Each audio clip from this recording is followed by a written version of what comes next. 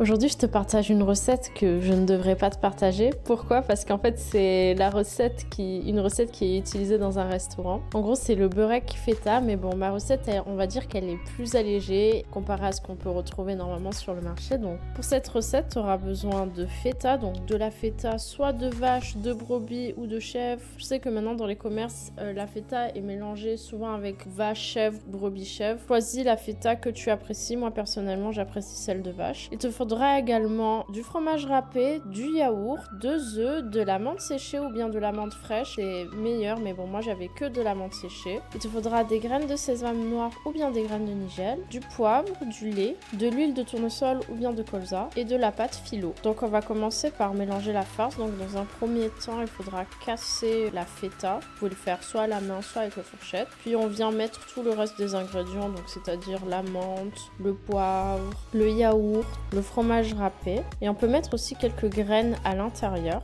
Puis après on vient mettre de côté un jaune d'œuf, ce sera pour après, et donc on met le blanc d'œuf à l'intérieur, puis on casse un autre œuf, puis on mélange bien. Après ça sera le mélange qu'on va mettre entre les pâtes phyllo. Il faut vraiment pas être radin entre les pâtes phyllo. Moi j'avoue que j'en ai pas mis beaucoup, mais vous je vous conseille d'en mettre un peu plus. Donc en fait entre les pâtes phyllo, pour pas que ce soit sèche, on va venir mettre un mélange de lait, d'huile et de jaune d'œuf. Franchement, je vous conseille, si vous voyez que vous en avez pas beaucoup, je vous conseille de mettre plus. Donc en gros, on alterne les couches. On va mettre 3/4 de la pâte phyllo, puis après on vient mettre la farce qu'on avait préparée avant. On étale bien. On n'oublie pas d'étaler bien sur les rebords pour qu'il y en ait bien partout.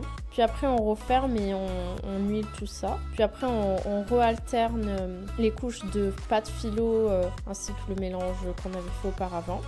Puis une fois terminé, je vous conseille de pré-découper. Comme ça sera plus facile à la découpe quand on le sortira du four. Puis de parsemer de graines de nigel ou bien de graines de sésame. Puis après, on peut enfourner au four. On enfourne au four jusqu'à que ça grille bien. Donc environ entre 15 et 30 minutes. Après, c'est à vous de juger, ça dépend des fours, etc. Puis à la sortie du four, ça donne ça, c'est super bon. On peut le manger en apéritif, au petit déjeuner ou bien en déjeuner. Au petit déjeuner, c'est super bon accompagné de tomates et de concombres. On va dire c'est un peu le petit déjeuner turc. Et voilà la recette de beurek feta menthe.